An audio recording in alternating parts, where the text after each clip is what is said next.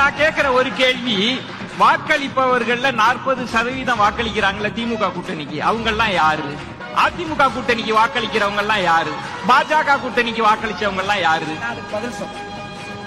யாராவது இங்க இருக்கக்கூடிய கட்சிகள் இந்த மேடையில உங்களோட எந்த குலதெய்வத்தை வேணாலும் நினைச்சுக்கோங்க.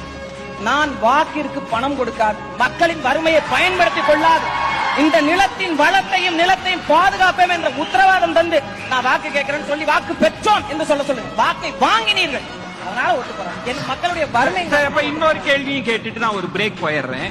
தொடர்ந்து வாக்குக்கு பணம்ன்றத சொல்லிட்டே வரீங்க, எலெக்ஷன் முடிஞ்ச பிறகு பணத்தால் கிடைத்த வெற்றின்றீங்க. 26 மற்றும் உங்களுக்கு என்ன மாற்றம் வந்துடும்? என்ன நம்பிக்கை இருக்கு?